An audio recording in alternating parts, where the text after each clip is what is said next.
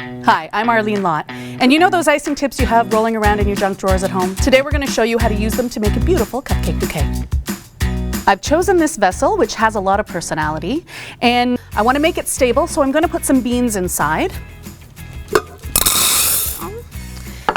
And then we're going to take a styrofoam ball, which you can pick up at the art store or a dollar store, and I'm going to cover it up with some tissue paper because we don't want to see the plain white fuzzy side of the styrofoam.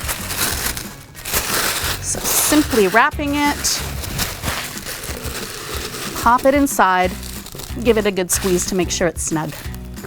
Now we're ready to get started on our cupcakes. I've prepared my favorite vanilla cupcake recipe. I like this recipe because the cake is a little more dense, and so it's going to help it hold on to the toothpicks when we're putting them on our bouquet. If you're using a cake mix at home, you can go ahead and put in an extra half cup of flour right into the mix, and that'll help you get the same effect. For a styrofoam ball this size, which is about 8 inches, we're going to need about 20 cupcakes. If you don't know how many you're going to need at home, you can do that simply by picking up some of your cupcake liners, just kind of guessing, placing them on the ball, and take a guesstimate about how many you're going to need. Like I said, I think I'm going to need 20. Luckily, my recipe makes about 24, because you might drop one on the floor or eat them before the kids get home. Now we're ready to talk about icing. Today we're using American buttercream, which is usually just a mixture of butter and icing sugar. I always find it a little too sweet though, so I've adjusted the proportions. You'll find my recipe on the website at CBC Life.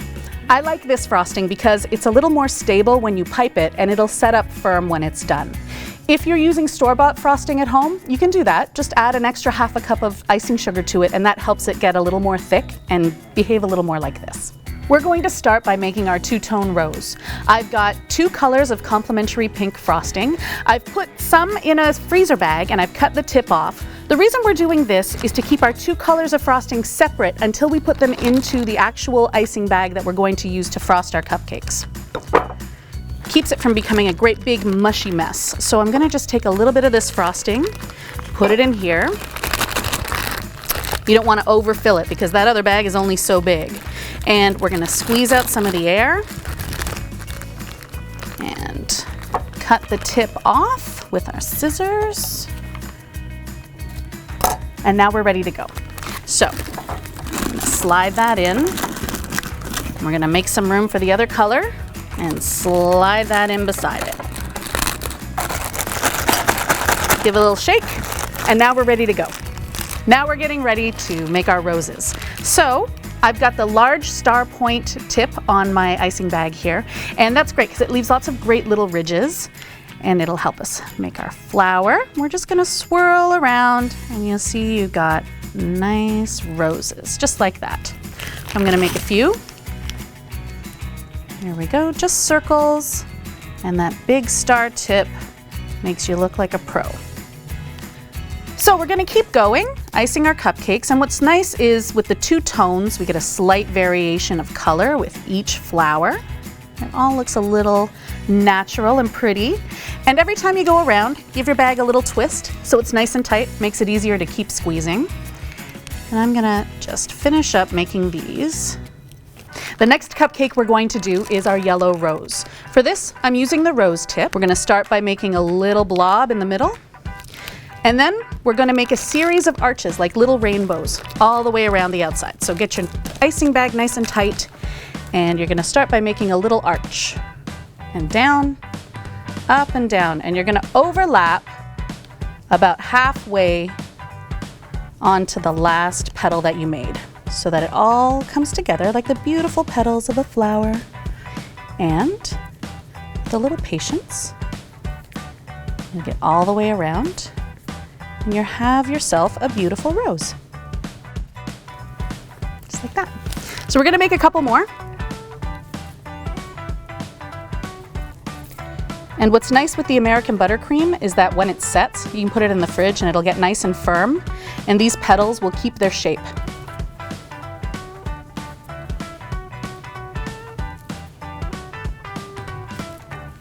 The next cupcake we're going to work on is our Anemone cupcake.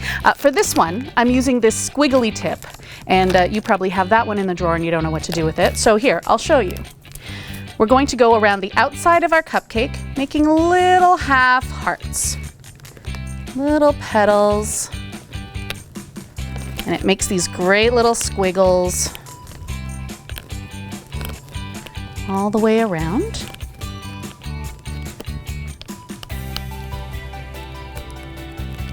And once you get all the way around the outside, you'll do another row. And once you're done all that, we got a few sprinkles here. You can add some right to the center. Okay, there we go. And this is another one that would look really great with the two-tone frosting. And the last kind of flower we're going to make is a chrysanthemum. For that, we're going to use our leaf tip, and you see it's got a couple of points there. Most people will use it to make a leaf, but today we're going to use it for petals. I'm going to put the tip with the point towards the cupcake. I'm going to press a little bit and pull out. And that's how you're going to get your petals. You go all the way around. Press and pull. Press and pull.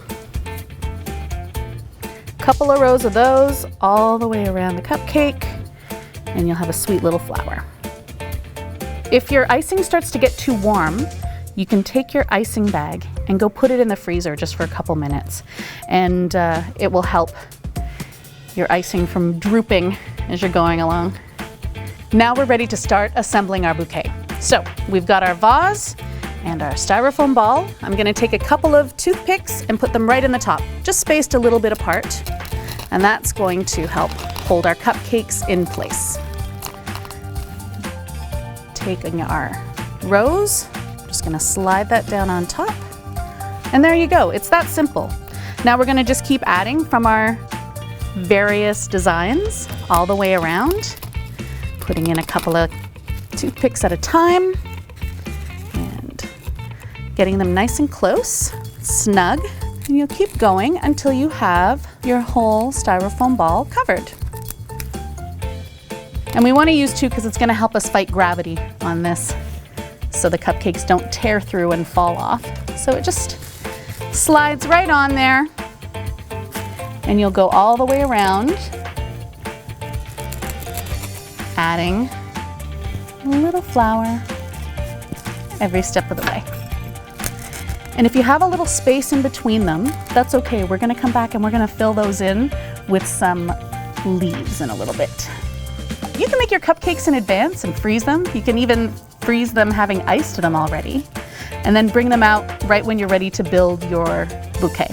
And as you get lower, you want to make sure you're kind of angling your toothpicks upwards so that those cupcakes stay on there.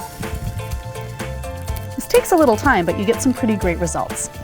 You're going to want to take your cupcakes and put the whole thing in the fridge for a bit to set the icing.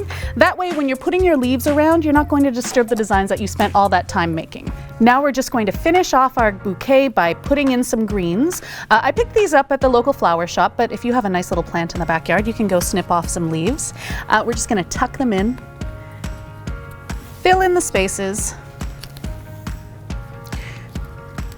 work your way around. I was able to sweet talk my florist into giving me these, but you know, they're not that expensive. It's the flowers that always cost too much. So if you need some more, just snip off a couple at the top. And the cupcakes will help you out actually, because they're nice and close together. You can just nestle those branches right in between the cupcake liners. From a distance, you might even confuse this for real flowers. As you're going around the bottom of the bouquet, and you want to have some leaves that are sort of hanging down off the side, one of the best ways you can do that is get a toothpick, break it in half, and you're going to take it and use it like a pin. So when you put that up in there, you just take that, poke it right into the foam ball, okay? And that'll hold it in place. And here we have it, a centerpiece that's beautiful and good enough to eat.